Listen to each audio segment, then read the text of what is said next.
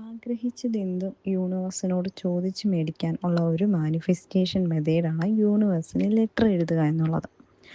സാധാരണ ലെറ്റർ എഴുതുന്നത് പോലെ തന്നെ യൂണിവേഴ്സിന് നമുക്ക് ലെറ്റർ എഴുതാൻ സാധിക്കും. ഇതിനാകെ വേണ്ടത് ഒരു പേനയും പേപ്പറും മാത്രമാണ്. ഏത് മഷിയുള്ള പേന വേണമെങ്കിലും ഉപയോഗിക്കാം.